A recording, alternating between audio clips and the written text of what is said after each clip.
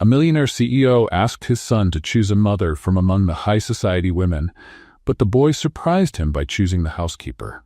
Before we dive into the story, leave a comment telling us where you're watching from. And at the end, don't forget to rate this story from 0 to 10. Enjoy the story. For years, William Whitmore had heard the same phrase from his father. A CEO needs stability, a prestigious wife, a family image. But William always resisted. He knew Jorge wasn't talking about love. He was talking about appearances, reputation, headlines. The Whitmore empire demanded a perfect front, but William wasn't willing to put his own son's happiness on display for the press. Then one day, William had a crazy idea: invite beautiful, sophisticated, single women. All of them had flirted with him at some point, and Jorge, his father, would certainly approve of them as ideal wives. As the guests toasted, William watched everything with a sharp eye. Nothing went unnoticed. He had one thing on his mind: who would genuinely be kind to his son? While William scanned the scene like a casting director, Noah was putting on his own show. He was wearing a superhero cape made from a tablecloth and running through the garden, yelling, "Emergency! A melting ice cream needs rescuing." He jumped on decorative pillows, climbed chairs, and spied on the guests through toy binoculars, while the socialites tried to keep their balance and their dignity in high heels. "Hi, Noah, would you like to have an elegant mother like me?" A blonde woman asked, smiling as wide as she could. "I'd like to have a rocket that shoots marshmallows," he replied and dashed off. Another one approached him with a shiny gift. "I brought you a vegan cooking kit. Does that taste like broccoli mixed with punishment?" Later, he burst into the room riding an inflatable robot he'd dragged in from the garden, shouting, "This robot is now my battle horse." "Sir," a security guard yelled, "everything's under control. I'm a trained commander." Noah shouted back. One socialite tried to pat his head and ended up with whipped cream on her dress. Oops, surprise attack. Whipped cream leak. William did his best to keep a straight face. On the outside, he raised his champagne glass. On the inside, he was fighting back laughter.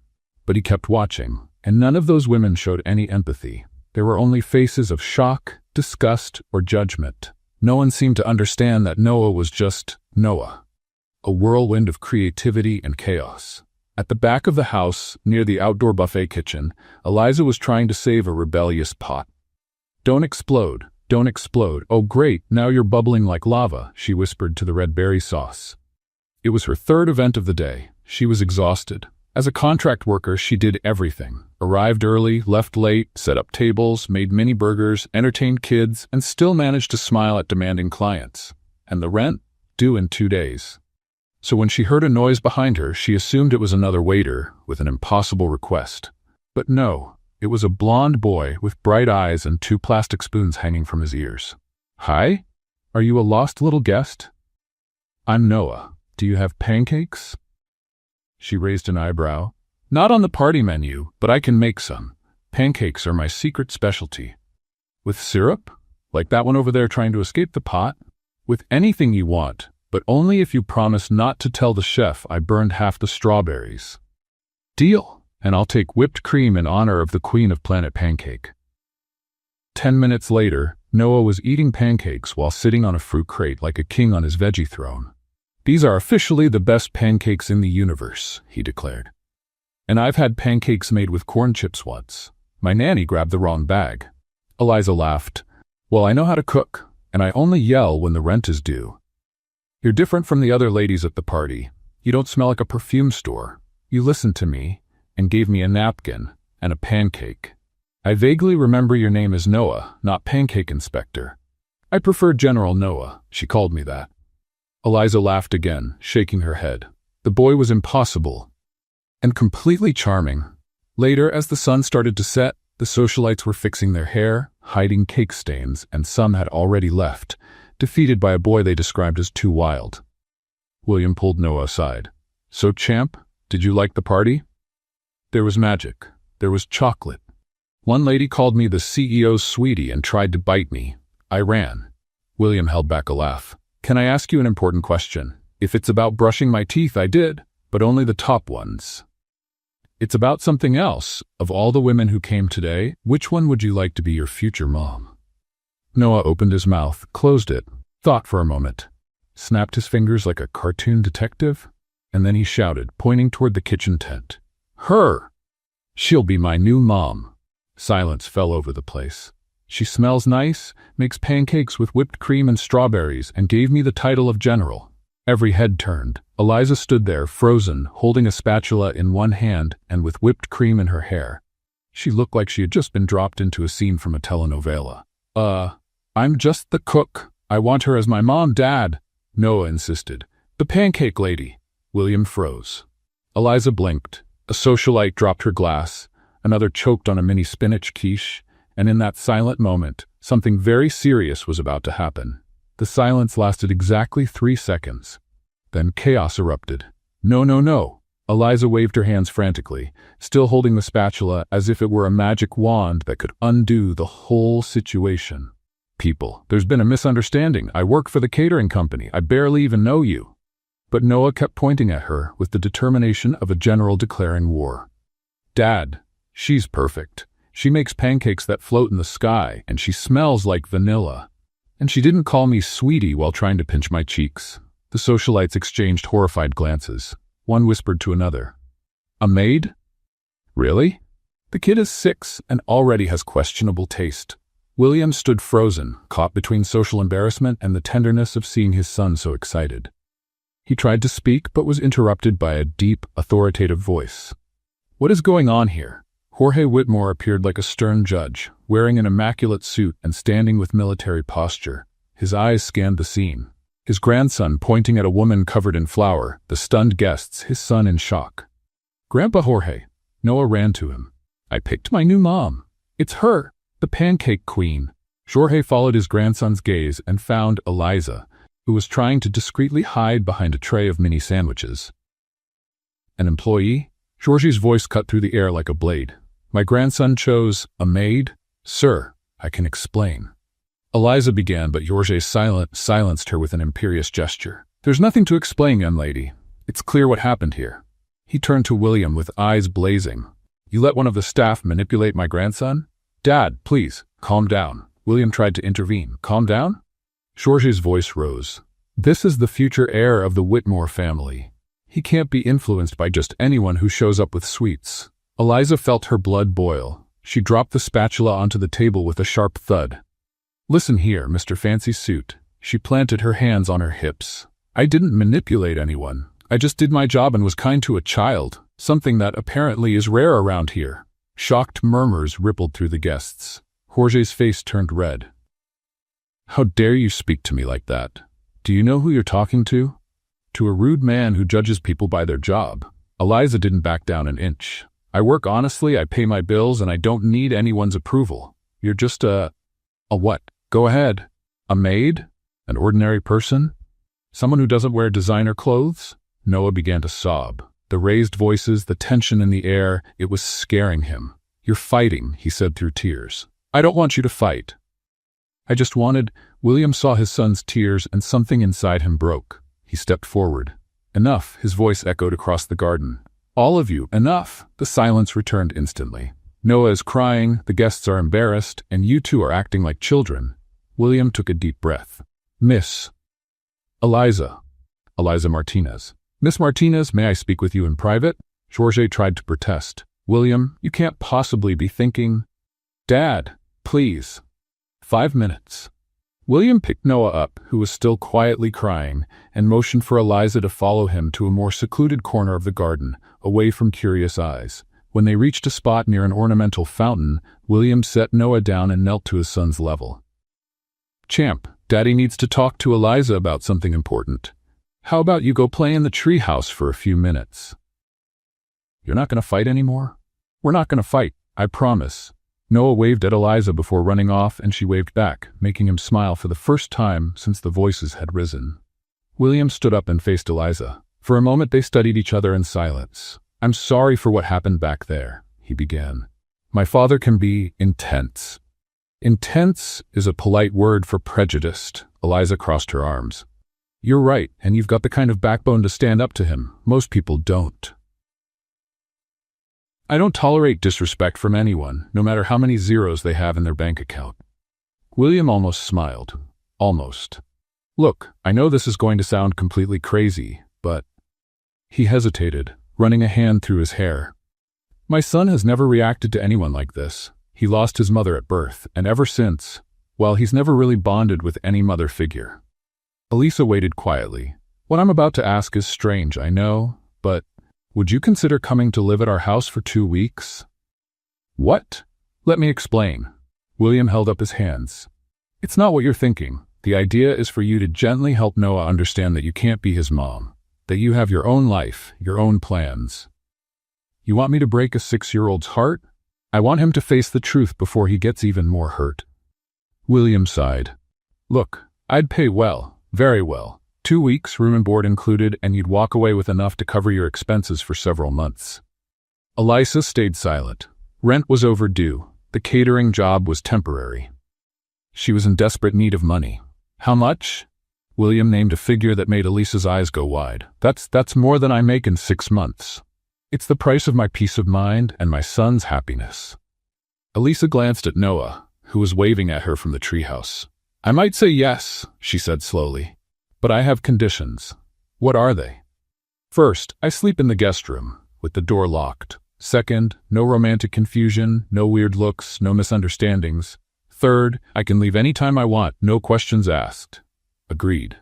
Fourth, if your father disrespects me again, I'll give it right back to him, and you stay out of it. William paused a moment. Agreed. Fifth, I cook for Noah whenever I feel like it, however I want, pancakes included. That one's easy. And sixth, Elisa looked him straight in the eye. When the 2 weeks are over, you don't try to make me stay. Don't use Noah to change my mind. When I say I'm leaving, that's it. William extended his hand. Do we have a deal, Miss Martinez? Elisa shook his hand, trying to ignore the strange tingling she felt from the touch. We have a deal, Mr. Whitmore. Across the garden, Jorge watched the scene disapprovingly. The socialites whispered their theories, and Noah from the treehouse clapped like he'd just witnessed the show of a lifetime. What none of them knew was that handshake would change everything. Absolutely everything. The next morning, Elisa stood in front of the Whitmore mansion, with a worn backpack on one shoulder and a suitcase that had definitely seen better days. She looked up, trying to count how many floors the building had. My God, is this a house or a shopping mall? The mansion looked like something out of a period film. Massive white columns, perfectly trimmed gardens, and a fountain that probably cost more than her entire apartment. 3 luxury cars were parked in the circular driveway, gleaming like jewels in the morning sun. A middle-aged man in a spotless suit and military posture opened the main door. You must be Miss Elisa Martinez, he said in a polished British accent. I'm Winston, the Whitmore family's butler. Oh, hi. Wow, you're a real butler? Winston raised one eyebrow, almost imperceptibly. For 3 generations, miss. Allow me to take your luggage. He looked at Elisa's suitcase as if it might carry some kind of contagious disease. No need. I'll carry it myself, Elisa smiled. It's not heavy, just 2 outfits and my flannel pajamas with taco print. Winston clearly didn't know what to make of that. Inside, the mansion took Elisa's breath away. The entry hall had a chandelier that looked like it belonged in a palace, sweeping staircases on both sides, and enormous portraits of stern-looking people from the past who seemed to disapprove of her presence. Wow, I bet even stomach growls echo in here. Pardon me, miss, nothing. It's very grand. Elisa! Noah came running down the staircase, sliding down the railing like a little surfer. You came. You really came. He jumped into her arms and she spun him around. Of course I did, General. A promise is a promise. Come on, I'll show you your room. It's right next to mine, and it has this huge bathtub that looks like a pool. Noah tugged her by the hand, leading her up the stairs. Winston followed at a respectful distance, carrying the suitcase as if it weighed a ton.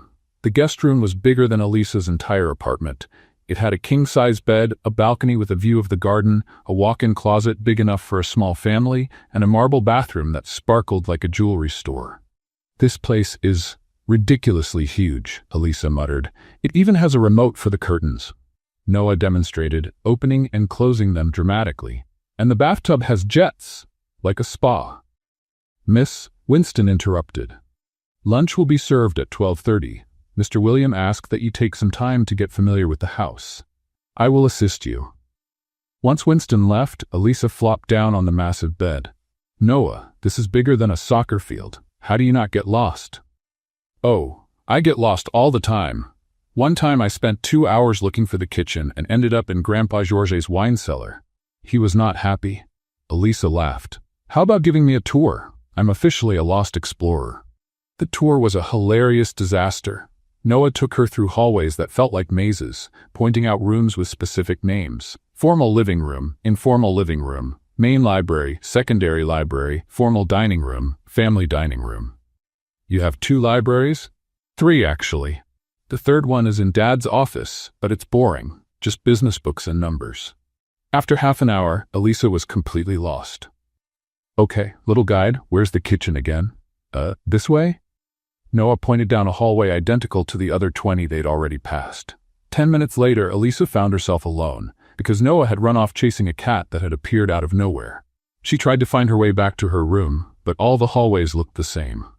All right, smart house, where's the kitchen? She asked aloud. To her surprise, a computerized female voice responded, I didn't understand your command. Please repeat. Elisa jumped. What was that? Who spoke? I'm the house's virtual assistant. How may I help you? Can you take me to the kitchen? Follow the lights on the floor. Blue lights lit up on the floor, creating a path. Elisa followed them, amazed. This is straight out of a sci-fi movie. The kitchen was a culinary dream. Huge central island, professional stove, 2 giant refrigerators, and appliances that looked like they came from a spaceship. Elisa walked up to one of the fridges, looking for the handle. How do I open this? She ran her hand over the smooth surface. Suddenly, the fridge spoke. Access denied, user not recognized. What do you mean not recognized? I'm a person. Please register your fingerprint on the panel. What panel? I just want a glass of water. She started pressing random buttons. The fridge began flashing red lights and sounding an alarm. Warning, unauthorized access attempt. Hey, calm down, crazy fridge. Winston came running in, his face a mix of panic and resignation. Miss Martinez, what are you doing? Trying to get some water. This fridge has trust issues. Winston typed in a code, and the fridge calmed down. The kitchen has security systems, miss. I'll set up your access later. Security systems on a fridge? What are you storing in there, diamonds? At that moment, William appeared in the kitchen doorway, dressed in a dark suit, wearing a serious expression. Winston, what was that alarm? A minor misunderstanding with the house system, sir. William looked at Elisa, who was clearly embarrassed, then quickly looked away. Miss Martinez, I hope you're settling in. Oh yes, your house is educational. I've learned that even the fridges here have PhDs in security. William almost smiled. Almost. If you need anything, just ask Winston.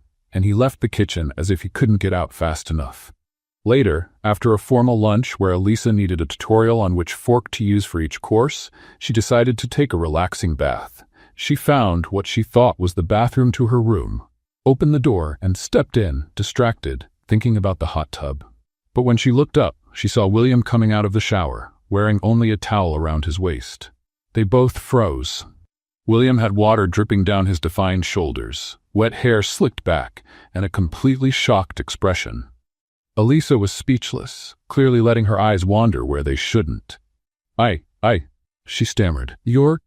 William began. Wrong door. Elisa shouted, covering her eyes with her hands, but leaving her fingers slightly open. Sorry, I didn't look. Okay, maybe just a little, but... You're still looking, William said, trying to stay composed, but clearly struggling not to laugh.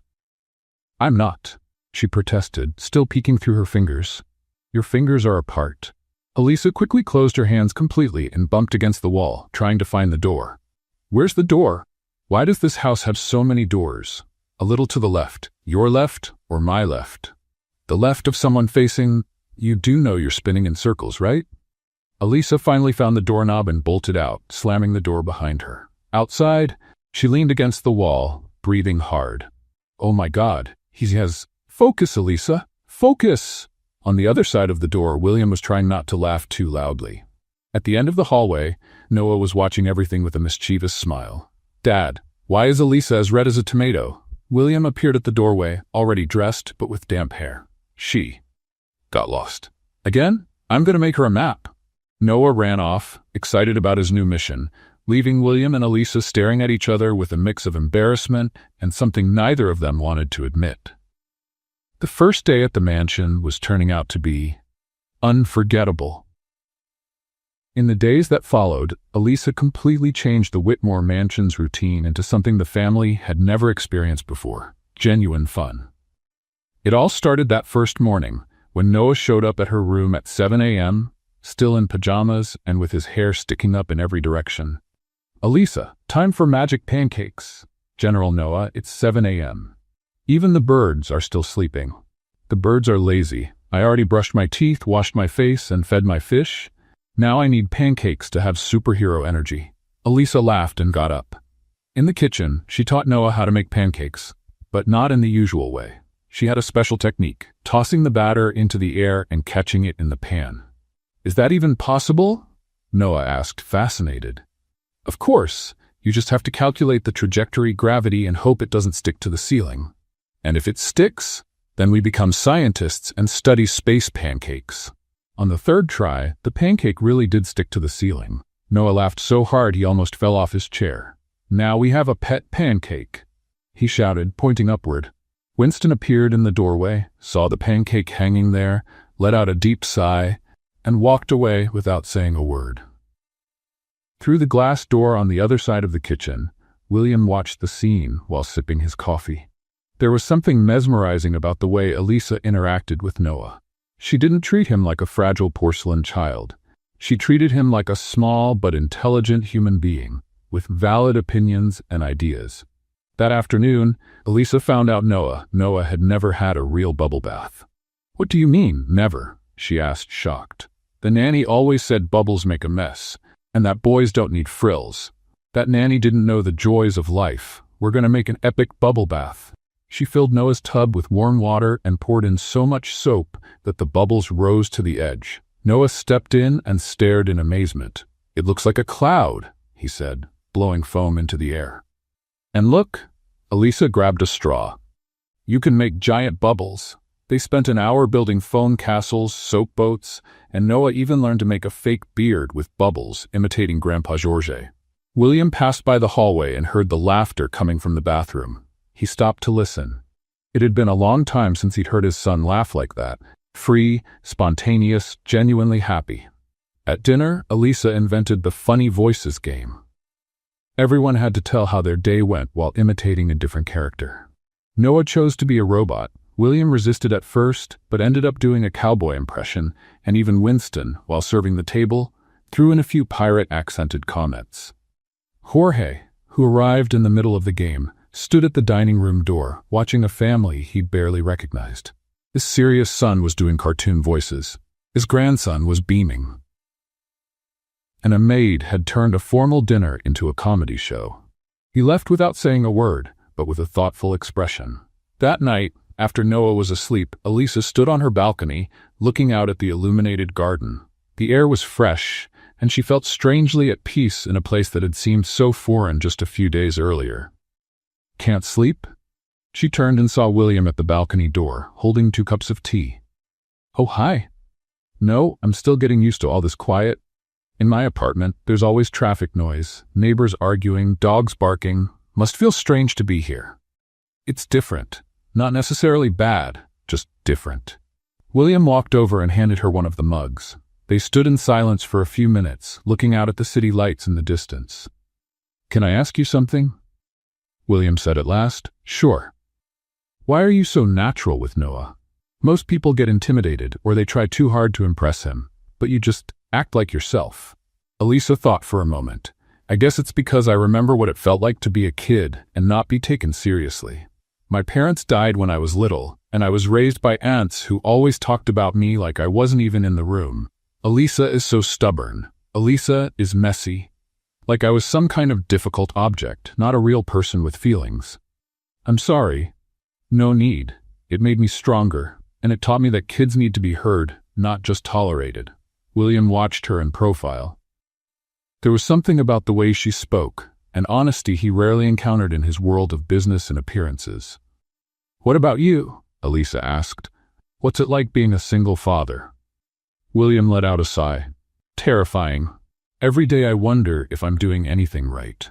If he'll grow up happy, or if he'll need therapy because of the choices I've made. He loves you so much. That much is clear. But is that enough? Sometimes I look at him and see the mother he never got to meet, and I feel guilty that I can't be both things for him." Elisa turned to face him. "You don't have to be both. You just need to be the best father you can be. And from what I see, you already are."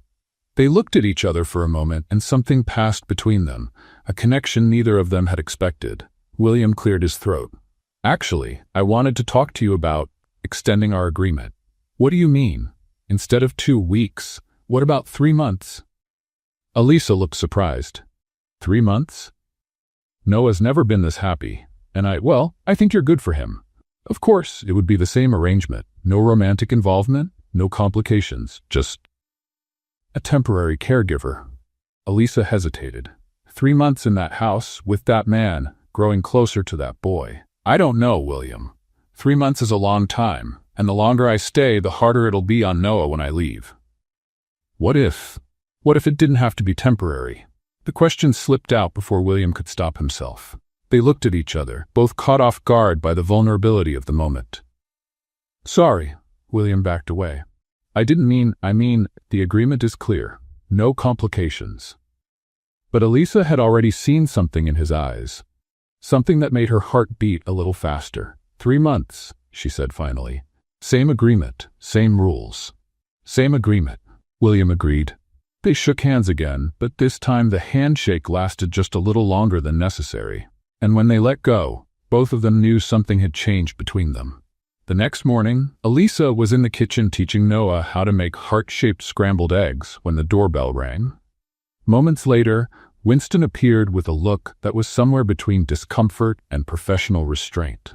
"Mr. William, Miss Veronica Sterling is at the door. She insists on speaking with you." William, who was sitting at the breakfast table reading the paper, immediately tensed up. "Veronica, what does she want?" She said it's urgent and personal. Elisa noticed the shift in the atmosphere. Noah stopped stirring the eggs and looked at his father with curiosity. "Who's Veronica, Daddy?" "She's an old friend," William said, clearly uncomfortable. "Winston, just tell her I—" But before he could finish, the sound of high heels echoed through the front hallway. A stunning woman appeared in the kitchen doorway, as if she were making the grand entrance of a queen. Veronica Sterling was everything Elisa wasn't. Tall, slim, dressed in a designer outfit worth more than a car, perfectly styled blonde hair, flawless makeup even at 9 in the morning. She wore expensive sunglasses, which she pushed up on her head with a dramatic gesture. "William, darling," she sang in a syrupy voice, ignoring everyone else in the room. "You look wonderful. It's like no time has passed at all." "Veronica," William stood, clearly surprised. "What are you doing here?" "I came to see you, of course, and to finally meet this little prince of yours." She turned to Noah with a smile that looked painted on. "You must be Noah. My goodness, look how big you've gotten. Such a handsome young man." Noah shrank behind his chair, clearly uncomfortable with her over-the-top energy. "Hi," he mumbled. "How adorably shy." Veronica stepped closer and reached out to touch his hair, but Noah pulled away. "I'm Veronica, a very special friend of your daddy's." Elisa watched the whole scene with growing irritation. There was something about the woman's tone that felt completely fake, like an actress in a badly rehearsed play. "William, can we talk in private?" Veronica asked, finally noticing Elisa. "And who's this?" "Elisa Martinez," William replied. "She's helping out with Noah." "Oh, the nanny," Veronica said with a condescending smile. "How cute. Would you mind giving us a moment, dear?" Elisa felt her blood boil. But before she could say anything, Noah spoke up. "She's not a nanny. She's my almost mom, and she makes pancakes that fly." Veronica let out a light, forced laugh. "What an imagination." "William, we really do need to talk." Reluctantly, William followed Veronica into the living room, leaving Elisa and Noah in the kitchen. Through the slightly open door, they could hear bits of the conversation. "William, I made a terrible mistake." Veronica's voice was full of drama. "These past 6 months without you made me realize how much I love you." Veronica, we broke up for a reason. I know, but I've changed, darling. I've grown, and now I see how much you need a partner who matches your world, someone who understands your responsibilities. Elisa rolled her eyes and whispered to Noah, "Does she have a degree in theater?" Noah giggled quietly. In the other room, Veronica continued her rehearsed monologue. And Noah, he needs a refined mother figure, someone who can prepare him for the sophisticated world he's growing into. Just imagine the events we could host, the social connections. She's talking about me like I'm a decorating project, Noah whispered to Elisa. In the days that followed, Veronica showed up at the mansion every single day, always flawless, always bringing expensive gifts for Noah, always going on about what a wonderful mother she would be. In front of William, she was the picture of perfection. She played with Noah, praised his drawings, suggested educational and cultural activities. But as soon as William left the room, the mask dropped. On the second day, Noah was playing with his toy cars in the living room when Veronica walked in, talking on the phone. "Yes, darling, I'm at William's house. No, I haven't managed to get rid of the little maid yet. The boy? He's polite enough, nothing a good military school can't fix." Noah pretended to be focused on his toys, but he heard every word. On the third day, things got worse.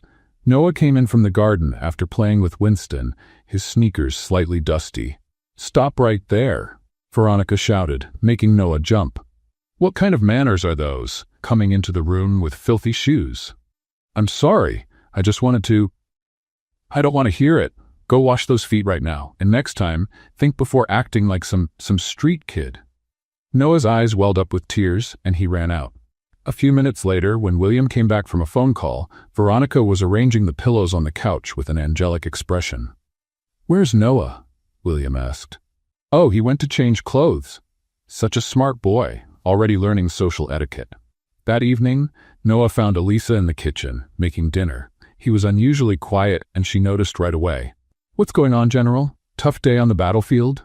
Noah climbed up onto a stool beside her and let out a deep sigh. "Elisa, can I tell you a secret?" "Always. We're pancake partners, remember? Veronica yelled at me today, loudly. She said she used a mean word." Elisa stopped slicing onions.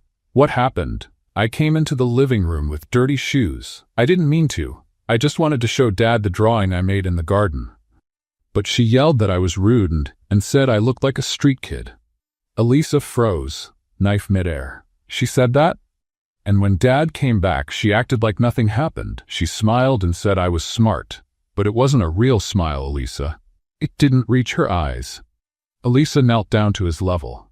"You're right about the smile. Real people smile with their whole face. Do you think Dad's gonna marry her?" "I don't know, sweetheart, but I do know this. No one deserves to be treated like that." "What should I do?" Elisa thought for a moment. Then she smiled, this time with a fire behind it. "Leave it to me, General. Tomorrow, Veronica's going to find out that messing with my boy was the biggest mistake she ever made." Noah smiled for the first time that day. "Are you going to use your pancakes as a weapon?" "No, sweetheart. I'm going to use something much more powerful." "What?" "The truth." In the next room, Veronica was busy convincing William of the benefits of sending Noah to a boarding school, for his own good. William listened, but something nagged at the back of his mind. Lately, Noah had seemed quieter, less spontaneous. Coincidence? He was about to find out it wasn't. The next morning, Elisa woke up with a mission. She'd spent the entire night thinking about Noah's sad face and Veronica's cruel words.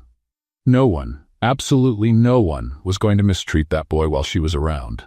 She had prepared a special breakfast, perfect pancakes, golden and fluffy, stacked like a tower. But this time she made a few extras. Ammunition, just in case.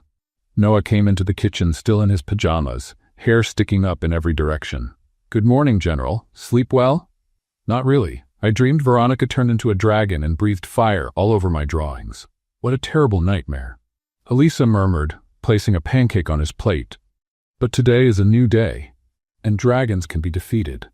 At that moment, the sound of high heels echoed down the hallway. Veronica appeared in the kitchen doorway, flawless as always, but with an irritated expression. "Is William sleeping in today?" she asked, ignoring Noah completely. "He's getting ready," Elisa replied, keeping her eyes on the skillet. Good. I want to talk to him about enrolling Noah in the Chester Military Academy. It's an excellent school for difficult cases. Noah dropped his fork onto his plate. Difficult cases? Elisa slowly turned toward her. Children who need discipline, structure, proper education, Veronica said, adjusting her hair, away from inappropriate influences. What kind of influences? People who teach children to be messy, disrespectful, eating with their hands. I eat with a fork, Noah protested. Be quiet when adults are talking. Veronica snapped. That was the last straw. Elisa turned off the stove, faced Veronica fully, and crossed her arms. Listen here, evil Barbie. This boy is 6 years old. 6. He's creative, smart, kind, and he doesn't need your approval to exist.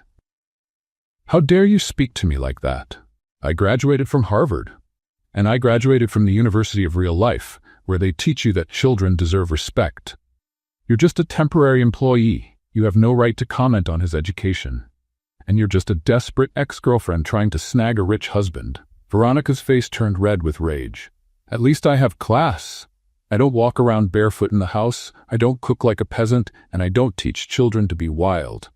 I'd rather be a peasant with a heart than a socialite without a soul. You're nothing but a what? Go ahead, say it. An intruder, an opportunist trying to seduce William for his money. Elisa's anger boiled over. She grabbed a pancake from the stack, aimed, and threw it straight at Veronica's face. Splat! The pancake stuck perfectly to Veronica's flawlessly made-up forehead, slid down her face, and landed on her designer dress. Absolute silence. Noah's eyes went wide, his mouth dropped open, and then he burst out laughing. Veronica screamed like a banshee. Oh, my face! My dress! You threw food at me! Technically, it was an artisanal pancake, Elisa said, trying to keep her composure. William! William! Come here right now! Her screams echoed through the entire mansion. William came running into the kitchen, still adjusting his tie, followed by Winston, who looked as if he had seen a ghost. What's going on here? William asked, out of breath. Then he saw it. Veronica with pancake batter on her face, Elisa holding another pancake like a weapon, and Noah trying to hide behind the kitchen counter. William opened his mouth, closed it, tried to process the scene. His lips twitched, and he had to bite the inside of his cheek to keep from laughing. She assaulted me, Veronica screamed, pointing at Elisa. With food. This woman attacked me. Miss Martinez, William said, trying to sound serious. Would you care to explain why there's pancake batter on Veronica's face? She called your son a difficult case and said he needs to go to military school. Elisa replied, still holding the pancake. And she called me an opportunist. That doesn't justify culinary violence. It was emotional self-defense. Fire this woman! Veronica shrieked. At that moment, Noah stepped out from behind the counter. Dad, he shouted.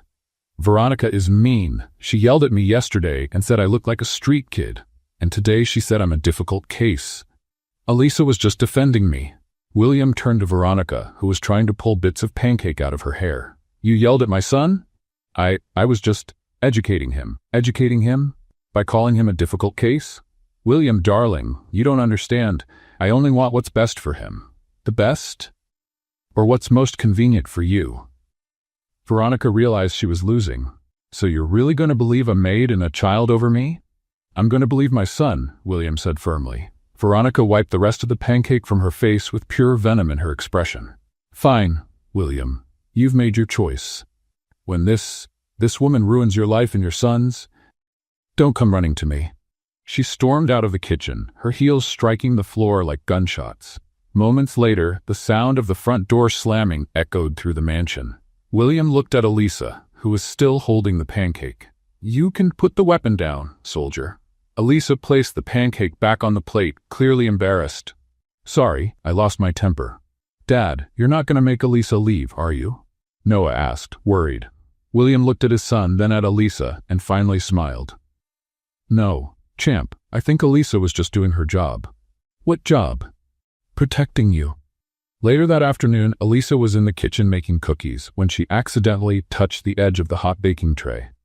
Ow! She cried, quickly pulling her hand back. William, who was walking past in the hallway, heard the shout and rushed into the kitchen. What happened?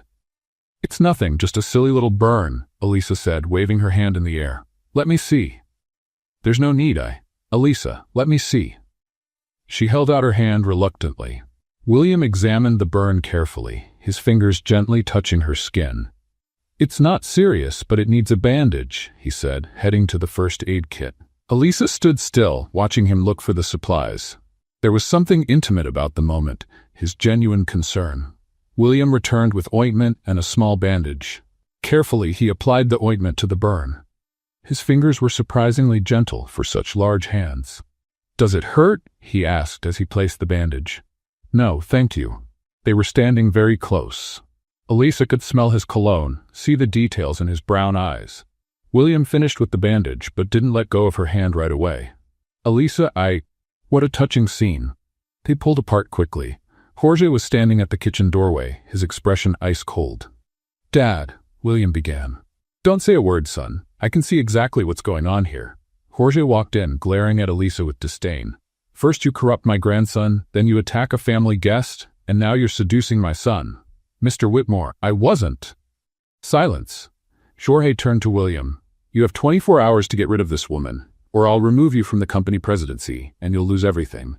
The inheritance, the position, everything." "Dad, you can't." "I can, and I will. Choose, William. Her or your family, her or your future."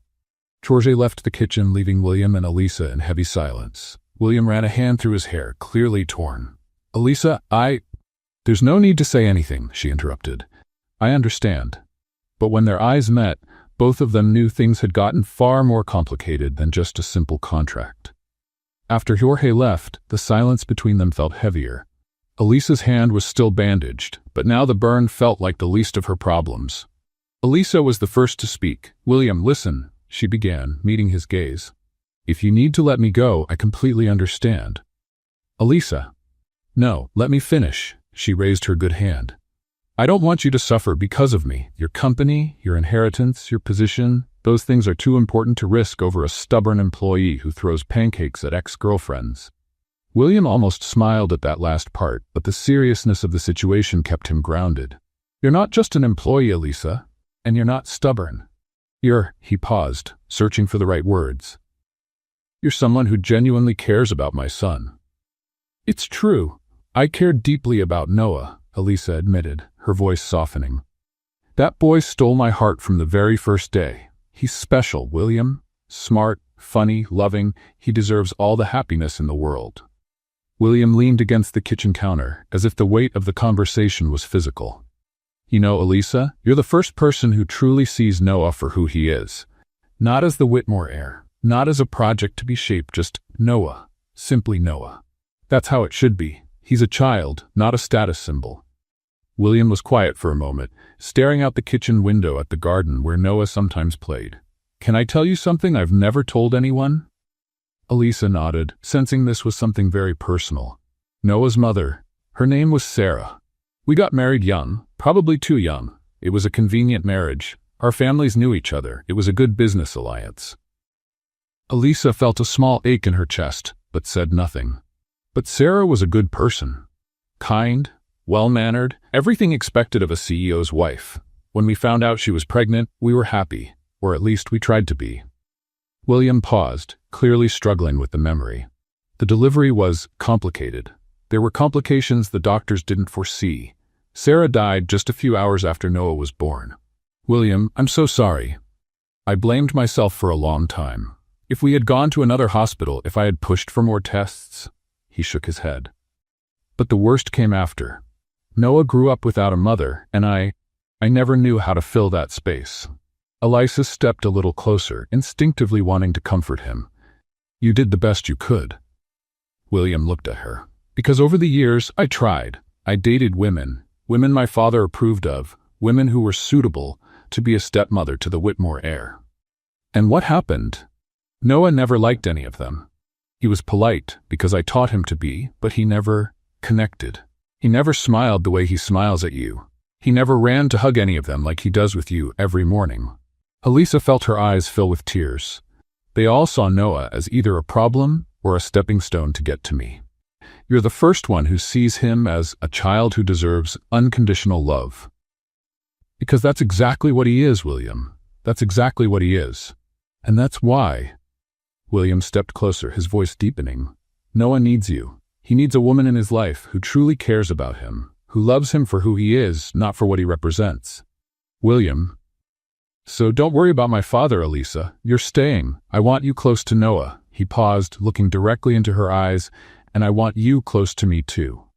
The words slipped out before he could stop them. They looked at each other, both caught off guard by the raw honesty of the moment. William stepped back, clearly realizing he'd said more than he intended. I mean, to help with Noah, of course, as his caregiver, just like we agreed. But Elisa had seen something in his eyes, something that had nothing to do with professional agreements. Of course, she said gently, to help with Noah. They looked at each other for a few more seconds, an unspoken tension filling the space between them, until William cleared his throat. Well, I need to make a few calls. Business matters. And I need to finish these cookies before they burn. William left the kitchen, but paused at the door. Elisa? Yes. Thank you for everything you've done for Noah, and for just being you. That night, William had trouble falling asleep.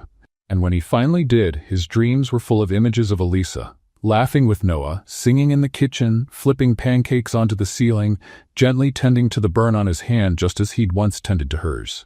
In the dream, they were in the mansion's garden, but it felt warmer somehow. More like a home. Noah was running between them, laughing joyfully, and Elisa wore a simple white dress, laughing as she chased after him. William walked toward them, and when Elisa turned to look at him, her eyes shone with something he'd long ago stopped looking for. Love. Real love. William woke up smiling, something he hadn't done in years. For a moment, he stayed in bed, trying to hold on to the dream before it faded away. A soft knock on the door brought him back to reality. Dad? Can I come in? Of course, champ. Noah stepped into the room still in his pajamas, his hair messy from sleep. He jumped onto the bed next to his dad. You were smiling in your sleep? Noah said. Did you have a good dream? William sat up and pulled his son closer. Maybe. Why aren't you sleeping? I was thinking, Noah said with the seriousness of someone much older. Dad, are you going to ask Elisa to marry you? The question caught William completely off guard. Noah, it's complicated. Why is it complicated? You like her, she likes you, I like both of you. Sounds simple to me. William smiled at the logic only a child could offer. Grown-up things are a bit more complicated than that, champ. But you do like her, don't you? William looked at his son, those big, hopeful eyes, and realized he couldn't lie. Yes, Noah, I like Elisa very much. Noah grinned like he'd just won the lottery. Then marry her. That way she can be my real mom. If only it were that simple, William thought, hugging his son tighter. 3 days after the conversation in the kitchen, Elisa got a call from her best friend Jessica, whom she hadn't seen in weeks. Elisa, I finally tracked you down. Where have you been? Jessica shouted over the phone. It's a long story, Jess. I'm working in a house. What kind of work? You dropped off the map. Thomas is going crazy looking for you, Elisa sighed. Thomas was a childhood friend, practically a brother, but lately he'd been showing romantic interest she didn't return. What does Thomas want now? He got tickets for that art exhibit you've always wanted to see, and he booked a table at that Italian pizza place you two loved going to as kids. Elisa hesitated. It had been weeks since she'd gone out, and she missed her friends. I don't know, Jess. Come on, Elisa, it's just an afternoon. Thomas is excited to see you, and so am I. I'll meet you at the pizzeria at 6. After plenty of insisting, Elisa agreed.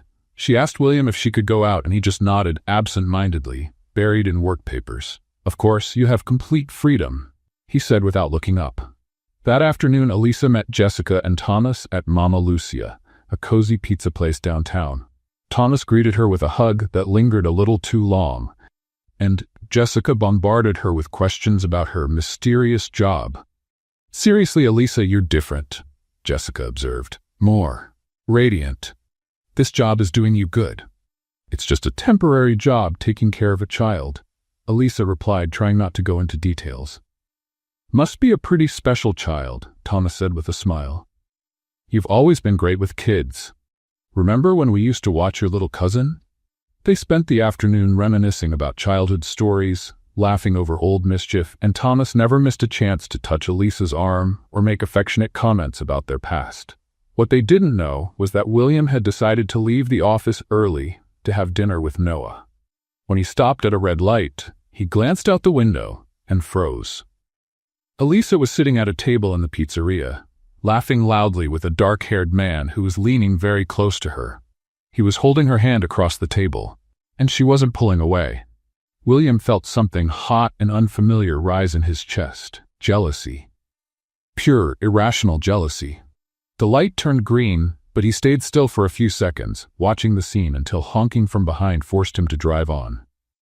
The whole way home, he couldn't get the image out of his head. Who was that man? Why hadn't Elisa mentioned she had a date, and why did he care so much? When he got home, he found Noah in the garden playing with Winston. "Dad, you're home early. Where's Elisa?" "She went out," William replied curtly. "Went out? Where?" "I don't know, Noah. She doesn't have to tell me everything she does." Noah frowned, picking up on the strange tone in his father's voice. During dinner, William was clearly irritated. He cut his food with more force than necessary and answered Noah's questions with short, clipped words. "Dad, are you okay?" Noah asked, concerned. "I'm fine. You don't look fine. You look like you just ate a sour lemon." "Noah, just eat your dinner." "Is this because Elisa went out? Do you miss her?" William stopped chewing and looked at his son. "Noah, Elisa is just our employee. She can go out whenever she wants. But you like her. That's not the point." Noah kept staring at him with that perceptive look that sometimes unsettled William. "You're jealous, aren't you?" "Noah, stop. My friend at school says when adults get jealous, they act grumpy, like you're acting now." William sighed, realizing there was no hiding anything from his son. Elisa got home around 9, still smiling from the pleasant evening with her friends. She found William in the library, pretending to read a report. "Hi," she said from the doorway. "How was dinner with Noah?" "Fine," William replied without looking up from the paper. Elisa noticed something off in his tone. "Is everything okay? You seem tense." "I'm fine." "How was your date?" The way he said date made Elisa instantly understand what was going on. "It wasn't a date, William. I was out with my friends." "Friends?" He finally looked up. It looked pretty intimate from the pizzeria window. Elisa's jaw dropped. "You were watching me?"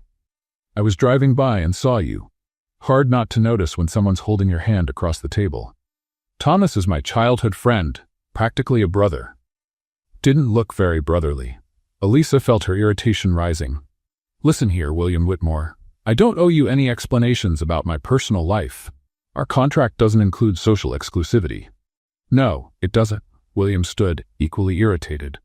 "But it does include professionalism. And going around giving people reasons to gossip isn't very professional." "Gossip? I was eating pizza with friends, with a man who is clearly interested in you. And what if he is? Does that bother you?" The question hung between them like a bomb waiting to go off. William ran a hand through his hair, clearly frustrated. "Yes, it bothers me, and it shouldn't." Elisa felt her heart race, but the anger was still stronger. "Why does it bother you, William?" Because. He couldn't finish the sentence. He couldn't admit that just the thought of another man touching her made him burn with jealousy. "You know what?" William said, changing his approach. "Maybe it's better if we don't get more involved than we already are. After these 3 months, you'll leave, just like we agreed." His words hit Elisa like a slap. "As agreed," she repeated, her voice cold. "Of course, that was always the plan." "Exactly." "Great. Great." They stared at each other for a few seconds, both breathing heavily, the air thick with emotional tension. "Then I'm going to my room," Elisa said finally. "Good night, boss." She walked out of the library, slamming the door behind her, leaving William alone with his frustration and regret.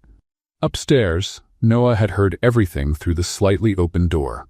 He shook his head like a disappointed grown-up. "Adults are so complicated," he muttered to himself. "Why can't they just say they like each other?" Downstairs, William threw the report onto the table, realizing he had just made the biggest mistake of his life. And in the next room, Elisa lay in bed, holding back tears, wondering why his words had hurt so much. 3 months had never felt so long, or so short, at the same time. The next morning, the mood in the Whitmore mansion was ice cold. Elisa woke up with swollen eyes from crying and a decision made. If William wanted her gone after the 3 months, she wouldn't wait that long. She'd start preparing to leave now. She pulled her worn suitcase out of the enormous closet and began folding her few clothes. Each item she packed felt like she was putting away something that had barely even begun. Noah showed up in the doorway, still in his pajamas, rubbing his sleepy eyes. "Elisa, what are you doing?" "Good morning, General," she said with a forced smile. "Just organizing my things." "Why are you putting your clothes in a suitcase?" Elisa paused, holding a shirt in her hands, not sure how to explain to a 6-year-old that adults sometimes make things much harder than they need to be. "Well, remember when I told you I'd be staying here for a while? That time is almost up." But you can't leave." Noah ran to her, hugging her legs. "You're my almost mom." "Noah, sweetie," Elisa knelt down to his level. "You're the most special boy I've ever met, but I always knew I'd have to leave one day." "Why? Don't you like me anymore?" "I love you so much, General. More than you can imagine, but sometimes grown-ups make things complicated." "Is it because of the fight with Daddy last night?" Elisa was surprised. Noah had heard. "Partly, yes. But you can apologize. Winston and I had a fight yesterday because he said I couldn't wear socks on my head, but this morning we said sorry and he even let me wear them like bunny ears." Despite the sadness, Elisa laughed. Some grown-up fights are a little more complicated than ones between kids and butlers. Noah stayed quiet for a moment, trying to understand. "Are you really leaving?" "Not yet, sweetheart. But maybe in a few weeks." Noah walked out of the room without another word, leaving Elisa with a broken heart.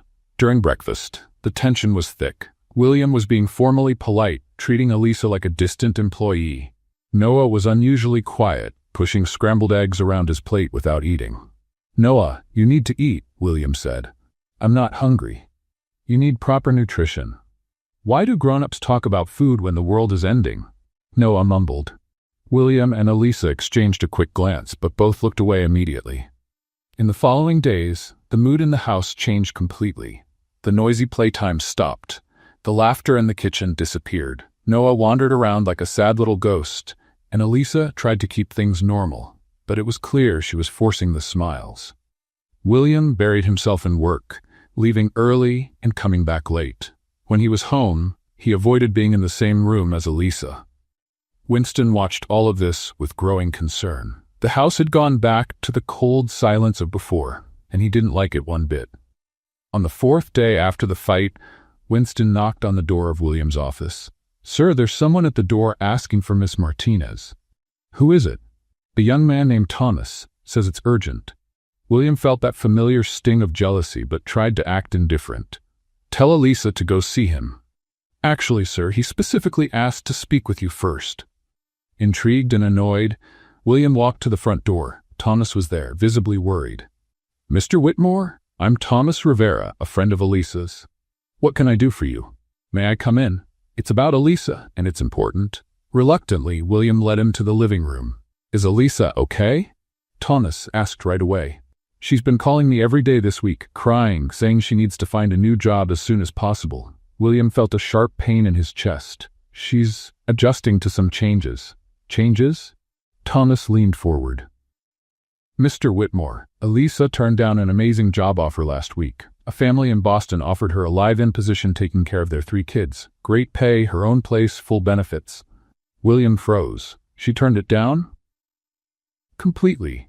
She said she couldn't leave Noah, that she made a promise to a child and she doesn't promises to children." The words hit William like punches.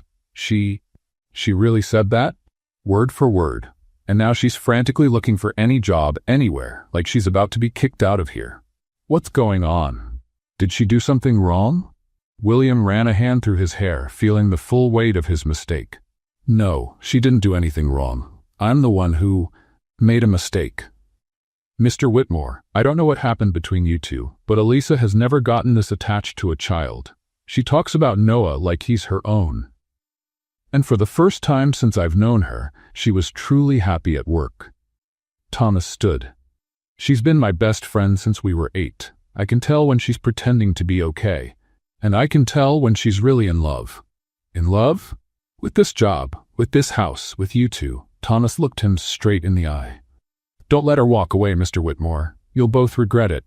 After Thomas left, William sat alone in the room, trying to process everything he'd just heard. Elisa had turned down a better job to stay with Noah. She was looking for work now because she thought he wanted her gone. He'd been a complete fool. William rushed up the stairs, determined to make things right, and found Winston standing outside Noah's room, looking panicked. "Sir, young Noah, he's not in his room." "What do you mean, he's not?" "I searched the whole house. I found this on his bed." Winston handed him a note written in Noah's messy handwriting. "Dad, if Mommy Elisa leaves, I'm going with her. She needs someone to take care of her too. I packed my superhero shirt and the leftover pancakes from breakfast. We'll be a family somewhere else. P.S. Winston can keep my goldfish. P.S. 2, don't be mad at Mommy Elisa. It's my fault." General Noah William felt the world crash down around him. "Elisa," he yelled, running down the hall. She appeared instantly from her room. "What happened?" Noah ran away. William held out the note, his hands shaking. Elisa read it quickly, her face going pale. "Oh my God, Noah," she whispered. "He thinks I'm leaving him. Where could he have gone?" "I don't know." "Wait," she thought for a second. "The park. The one I took him to on the second day. He said it was the happiest place in the world. Let's go." William grabbed the car keys. As they ran to the car, Elisa kept blaming herself out loud. "I should have explained better. I should have talked to him. He's just a little boy." "Elisa," William stopped before getting in the car. "This isn't your fault. It's mine. I messed everything up." They looked at each other for a long moment, all anger and confusion forgotten in the urgency of finding Noah. "We'll find him," Elisa said firmly. "We will," William agreed, and for the first time in days, they were on the same side again. For Noah. William drove through the streets of Chicago like it was a high-speed chase. Elisa sat in the passenger seat, gripping Noah's note, eyes scanning every corner. "There! Turn right!" she shouted, pointing toward the entrance of Millennium Park. William slammed the brakes, and they jumped out of the car before it had even stopped moving. The park was busy, families enjoying the sunny afternoon, kids running, dogs barking, people having picnics. "Where do we start?" William asked, clearly panicked. "The playground. He loved the slides," Elisa said, already taking off. They searched every slide, every bench, every tree in the playground. Nothing. Elisa was about to lose hope when William shouted, "Elisa! Over there!" He pointed to a quieter area near the lake. There was Noah, sitting on a checkered blanket he'd clearly grabbed from the mansion's picnic storage. In front of him was a small makeshift table, an upside-down cardboard box, and on it, a row of pancakes wrapped in foil. There was a hand-painted sign nailed to a branch, "Special pancakes, $1 each, to help my mom." "Oh my goodness," Elisa murmured, torn between relief and the urge to laugh and cry at the same time. They walked over slowly. Noah was busy arranging his pancakes when an elderly woman stopped in front of his stand. "Hello, dear. Are you selling pancakes?" "Yes, ma'am," Noah replied with the seriousness of a seasoned businessman. "These are handmade pancakes made by the best cook in the world. $1 each, and the money is to help pay my mom's rent when she has to leave." The woman looked confused. "Your mom is leaving? She's going to be kicked out because she had an argument with my dad. But it's not her fault. Grown-ups are complicated. She was just defending my honor when a mean woman called me a difficult case." "Oh my goodness." The woman put a hand over her heart. "What a situation. How old are you, dear?" 6, but I have business experience. My grandpa talks about profit and investment at dinner all the time." At that moment, a middle-aged man joined the small crowd gathering around Noah. "Kid, do your parents know you're here?" "My dad is very busy being a CEO and getting mad at people who don't deserve it. But don't worry, sir. I'm very responsible. I brought water, snacks, and even a map of the park I drew myself." He proudly showed a crayon-covered piece of paper. "And if I can't sell all the pancakes today," Noah continued, "I'll be back tomorrow." Entrepreneurship requires persistence. William and Elisa exchanged a look, somewhere between amused and panicked. "Where did he get that word from?" William whispered. "Probably from you," Elisa replied, trying not to laugh. A teenage girl walked up to the stand. "Can I try a pancake?" "Of course, but I have to warn you, you'll want to buy them all after you taste one. My mom has magical powers in the kitchen." The girl took a bite, and her eyes widened. "Wow, this is delicious." "I know," Noah said modestly. "My mom taught me secret recipes she learned from culinary angels." "Culinary angels?" The girl laughed. "It's a long story. It involves pancakes stuck to the ceiling and talking refrigerators. More people began to gather, drawn in by the combination of delicious pancakes and the most adorable salesman they'd ever seen. A man bought 3 pancakes and handed Noah $5. "Keep the change, champ." "Thank you, sir. Every dollar counts to help my mom stay at home." A woman with 2 small children approached. "What a sweet story. How many pancakes do you have?" 13, but I can take reservations for tomorrow if they sell out. My mom taught me how to manage inventory. William couldn't hold back anymore. He and Elisa walked up to Noah's business. "General Noah," Elisa said gently. Noah looked up, torn between relief and fear of being in trouble. "Mom, Elisa." "Dad, did you come to buy pancakes? They're only $1 each, but I'll give you a family discount." "Noah." William knelt down to his son's height. "You had us very worried." "Sorry, Dad, but I had to start my business to help Mom Elisa. She needs money for when she leaves." "Honey." Elisa knelt down too. "Who said I was leaving?" "I heard you 2 arguing, and you were packing your bag. And Dad said that after the 3 months you'd go like you agreed." The people nearby started realizing they were witnessing a family drama and quietly stepped back, though some kept watching from a distance. "Noah." William took a deep breath. "Dad made a very big mistake. I said things I shouldn't have said." "Are you going to apologize to Mom Elisa?" "I am. And I'm going to apologize to you too." Noah's face lit up with hope. "Does that mean Mom Elisa isn't leaving?" William looked at Elisa, whose eyes were brimming with tears. "That depends on her, champ. Dad was really foolish and might have hurt her feelings." "Mom Elisa," Noah turned to her. "Will you forgive Dad? He gets a little crazy sometimes, but he's good, and he smiles when you're around, even when he thinks no one's looking." Elisa wiped her tears and smiled. "Of course I forgive him, General. We all make mistakes sometimes." "So you'll stay?" Elisa looked at William, searching his eyes for an answer. "If your dad wants me to stay, I do," William said immediately. "I really do." Noah squealed with joy and threw himself into both their arms at once, knocking over the cardboard table and sending pancakes tumbling onto the blanket. "Now we're a real family," he declared. William wrapped his arms around them, feeling something settle into place in his chest. "Maybe it's time to stop pretending," he murmured, looking at Elisa over Noah's head. "Stop pretending what?" she asked softly. "That this is just a contract, that you're just an employee, that I don't—" He stopped, unable to finish the sentence in front of everyone. "That you don't what? That I'm not completely in love with you." The words slipped out before he could stop them. Elisa stared, speechless.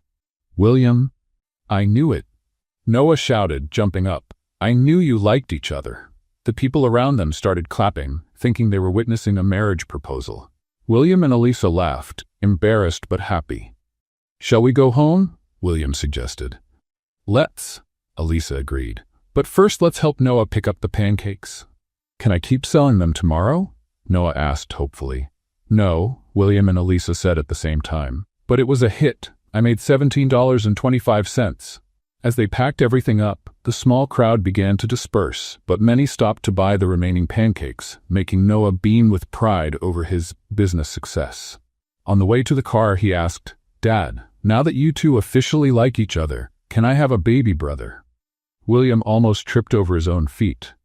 "Noah, let's not rush things. I'd rather have a baby sister. I want to teach her how to make pancakes." Elisa laughed so hard she had to hold onto William's arm for support. And for the first time in weeks, the 3 of them looked exactly like what they were, a family. That evening, after the episode at the park, the energy in the Whitmore mansion felt completely different. Noah was glowing, chatting non-stop about his business success during dinner. And for the first time in weeks, William and Elisa could look at each other without awkwardness. "Dad, did you know pancakes can be a source of sustainable income?" Noah asked, cutting his broccoli with the seriousness of a financial advisor. "I didn't know that, champ. Where did you hear about sustainable income?" "I heard Grandpa Jorge on the phone talking about investments, so I decided to apply the concept to Elisa's pancakes." Elisa almost choked on her water. "Noah, I'm not officially your mom yet." "Just a technicality," Noah shrugged. "My heart already signed the papers." William and Elisa looked at each other and laughed. There was something magical about the way that boy made complicated things seem so simple. After Noah went to bed, William found Elisa in the kitchen, washing the dinner dishes. She was humming a soft tune he didn't recognize, but it had a sweet melody. "Winston doesn't like it when we do his work," William said, leaning on the counter.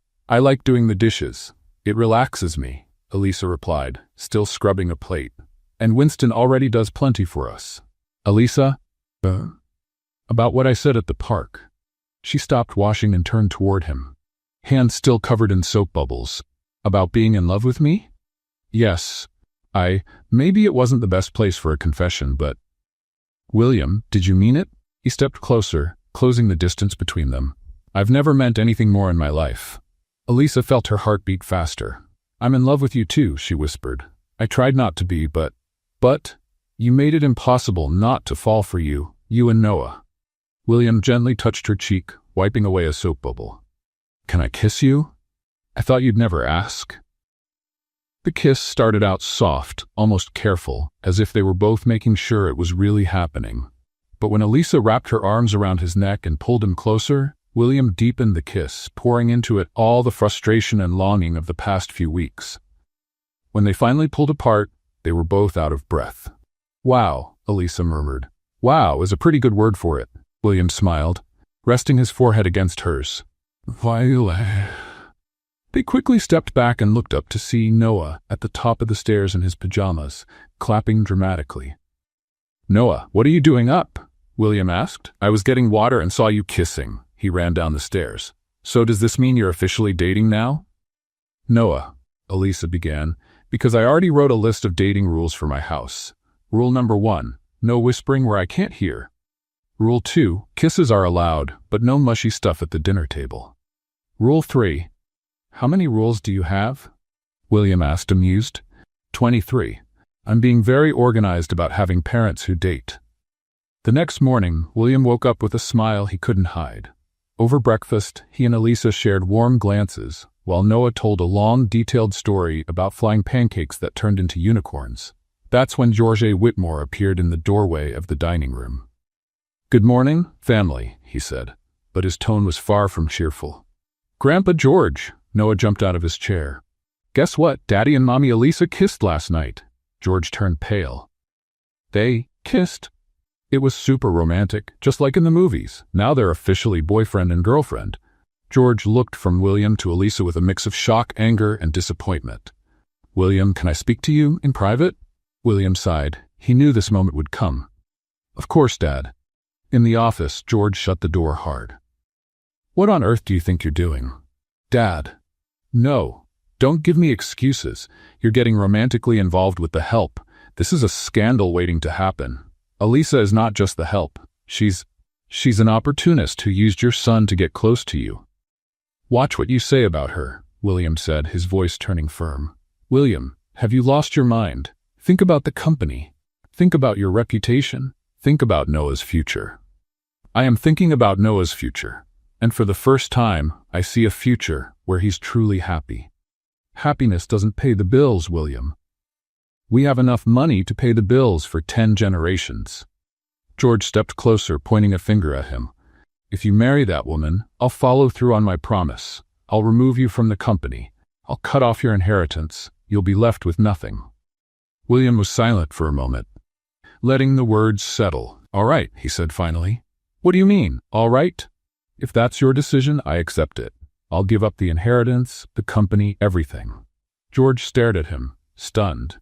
"You're bluffing." "I'm not. Elisa is worth more than any amount of money, and Noah deserves a mom who loves him unconditionally." "William, you can't be serious."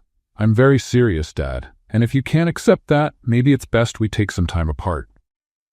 George stood frozen, clearly not expecting this response. He had always controlled his son with financial threats.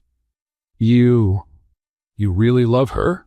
"More than I ever thought I could love anyone." George sighed deeply and sat down in an armchair, as if he'd aged 10 years in 10 minutes. 3 generations of Whitmores married for convenience. I thought you'd follow the tradition.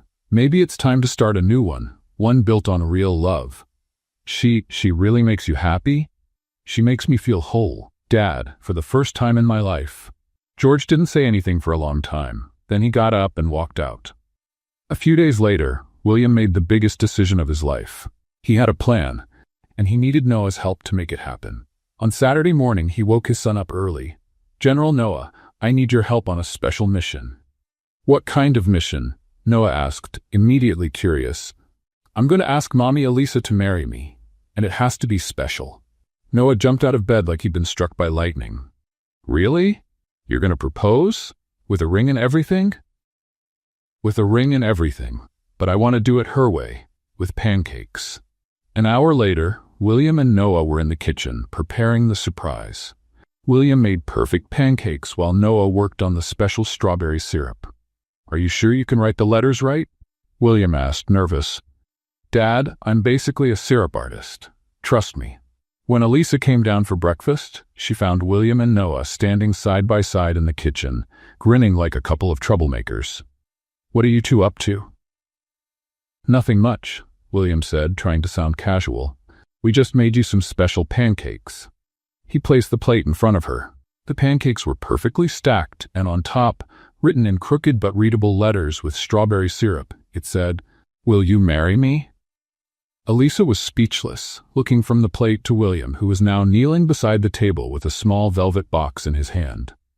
"Elisa Martinez," he said, his voice slightly shaking, "will you marry me? And officially become Noah's mom?" "Say yes! Say yes!"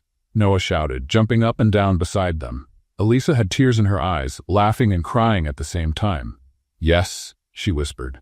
"Yes, I will." Noah burst into celebration. William slid the ring onto her finger, and Winston appeared in the kitchen doorway, smiling quietly. "Congratulations, future Whitmore family," he said. "I'll go prepare the champagne." "Winston," Noah ran to him. "Can you be my honorary grandpa at the wedding?" "It would be an honor, young sir." And in that moment, surrounded by pancakes, strawberry syrup, and so much love, everyone knew they had finally found exactly where they belonged.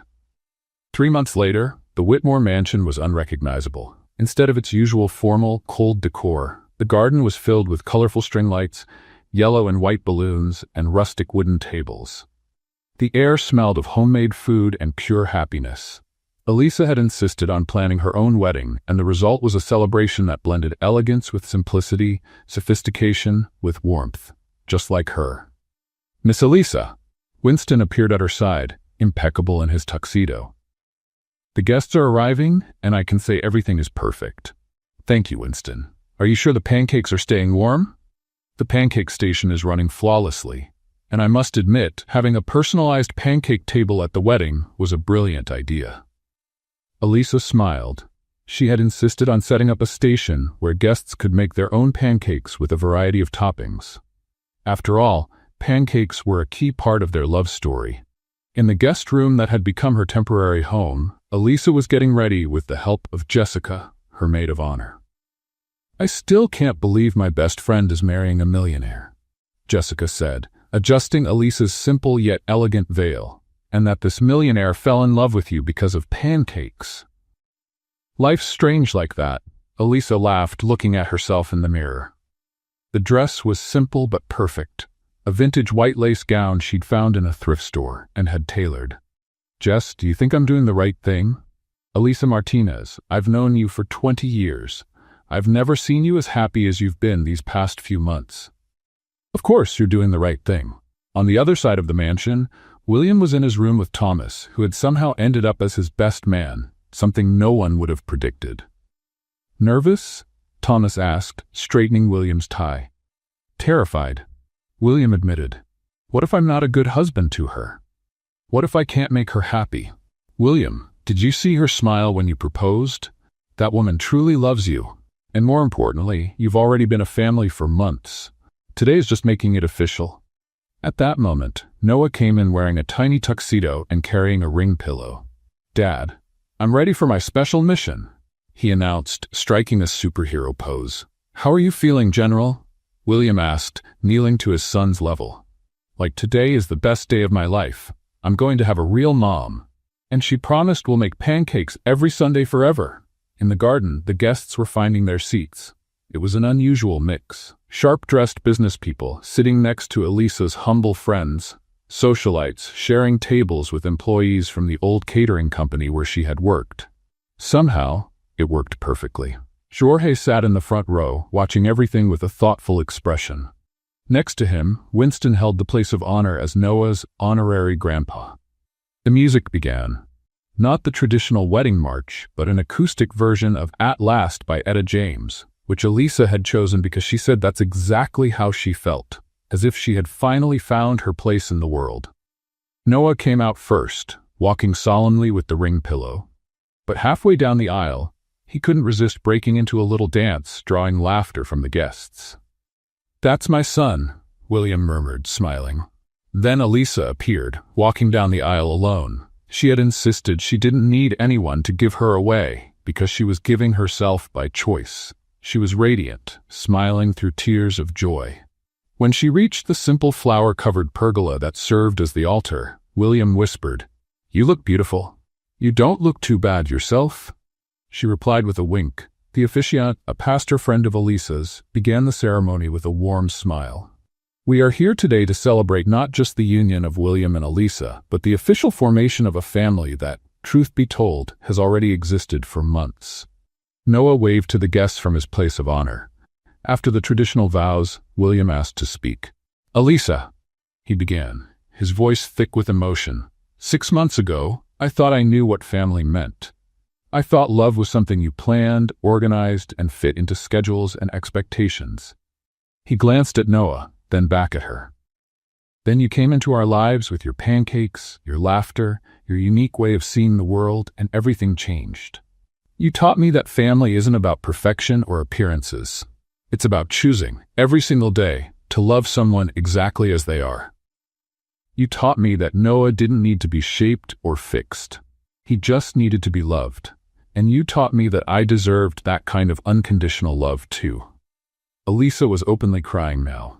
"I promised to love you on all your pancake-on-the-ceiling days, through every argument with smart fridges, and in every moment when you protect our family like a lioness. I promised to be the husband you deserve and the father Noah needs." When it was Elisa's turn, she wiped her tears and smiled. "William, when I was a child, my grandmother used to say that true love is when someone sees you at your worst and still chooses to stay. You saw me throw pancakes at your ex-girlfriend and still asked me to marry you." The guests laughed. "But seriously," she went on, "you and Noah gave me something I thought I'd never have. A family. A place where I can be completely myself, pancake mishaps and all. I promise to love both of you every day of my life. I promise to make pancakes whenever you need comfort. I promise to stand up to anyone who dares hurt you. And I promise that our home will always be filled with laughter, even on the hard days." When the pastor said, "You may kiss the bride," William and Elisa kissed while Noah shouted, "Now I have the best mom and dad in the world." The crowd burst into laughter and applause. That's when Jorge stood up from his seat. Everyone fell silent, waiting to see what he'd do. He walked over to the newlyweds, stopped in front of Elisa, and to everyone's surprise, smiled. "Elisa," he said, "I owe you an apology." "Mr. Whitmore? No, please let me speak. I spent months judging you for all the wrong reasons. I was so caught up in appearances that I couldn't see what really mattered. You brought joy back into this family." He looked at William and Noah, both beaming with happiness. "I haven't seen my son this happy in years. And my grandson? Well, I've never seen him as whole as he is now." Jorge held out his hand to Elisa. "Will you forgive me for being a stubborn old man?" Instead of shaking his hand, Elisa hugged him. "Of course I forgive you. We're family now." Noah, unable to hold back any longer, shouted, "Family hug time!"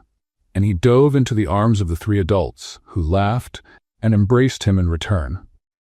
As the celebration continued, with guests enjoying custom pancakes and dancing in the light-filled garden, William pulled Elisa aside to a quiet corner. "How does it feel, Mrs. Whitmore?" "Like every hard day in my life was worth it just to get to this moment," she said, kissing him softly. "Dad? Mom?" Noah ran up to them, his face covered in strawberry syrup. "Can I stay up late tonight? It's a special day." "You sure can, champ," William answered. "Today is a special day." And as they watched their son run back to the party, William and Elisa knew they had found exactly what they'd been searching for, even if they hadn't known they were searching at all. A family. True love. And pancakes for life. What did you think of Elisa and William's story? Leave your thoughts in the comments. Rate the story from 0 to 10. What's your score? Subscribe to the channel and hit the bell to follow all our stories, and check out more heartfelt tales by clicking right here on the end screen.